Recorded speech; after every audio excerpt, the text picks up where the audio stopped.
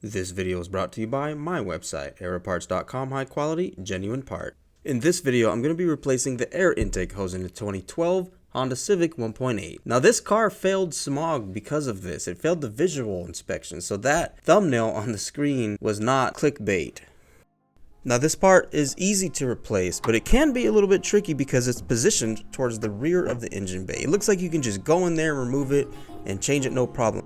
And essentially you can just change it no problem, real easy, but the airbox has to be removed. Alrighty. There are a few hoses that are attached to it. This one right here, that can pop off. This one right here, that'll pop off, and then this can come off with some needle nose pliers. Now the factory intake hose clamps are 5.5mm. You can also just use a screwdriver because 5.5mm socket is not very easy to find. So just use a screwdriver, but I had a 5.5mm socket laying around. The other one, I used an extension to get that, and that was the position of it. I was able to reach it. Remember when you put your new hose on to have these things positioned to where you can reach them again in the future.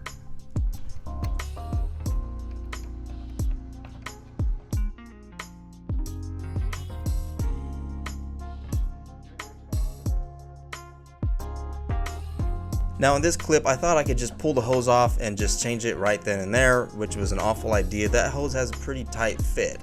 So the intake airbox has to come off, which really takes no time. Just watch me, it's really easy, I'll show you. This comes off right here, as you can see. That's the lower intake scoop. And then there's two 10mm bolts. There's one right here and one right here.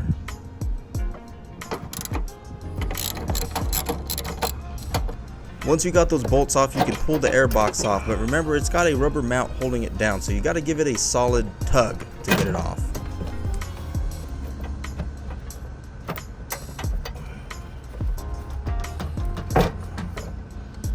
Pull back on that big boy.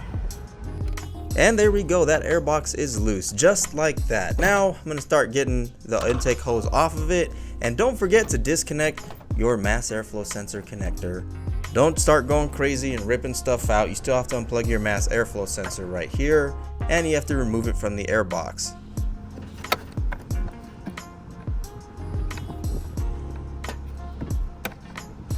There we go. Now the airbox is free and you can pull it out.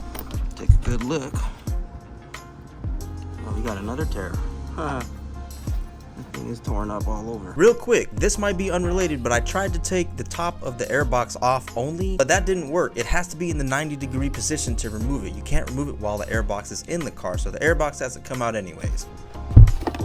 Dorman takes a 7mm here.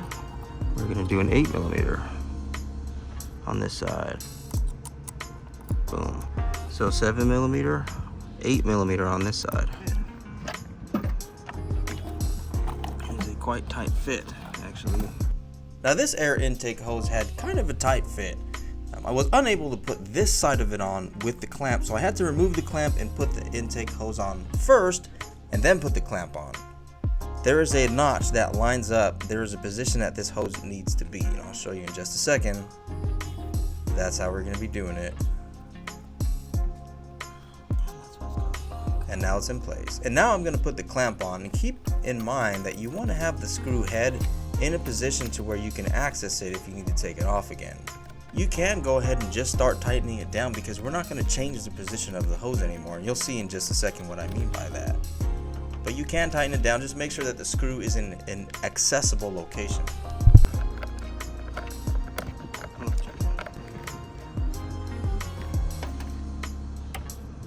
That's where it'll be.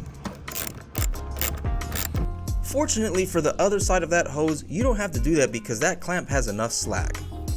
Now for the intake airbox, that is the rubber seat for the rear of it, and that is where it's going to go. We're going to lock it into place right there.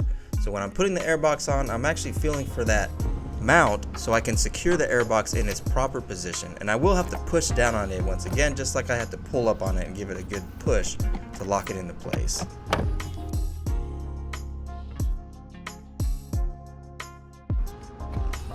And don't forget to put this back on. Put that back on.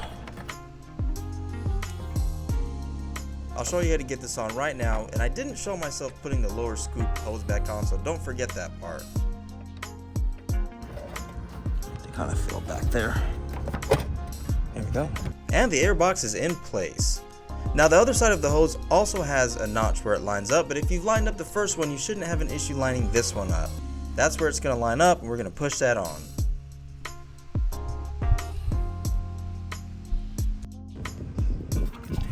And the rest of the stuff just goes right back into place, and from here you will be done. Now I actually recommend to test drive the car after this. Now it's kind of a simple part. It is a very simple part actually, but if there's something off with this rubber hose and you go driving this car, or worse, your customer goes driving the car, they will know immediately that something is wrong, because an air intake hose with an issue will cause an immediate problem. And with that being said, the last and most important and rewarding step, take it for a test drive. If this video helped you out, make sure to hit like. If you want to see more content on this car, make sure to subscribe, because I do expect to be doing other work on this car. And don't forget, if you're looking for high quality, genuine parts, make sure to check out aeroparts.com.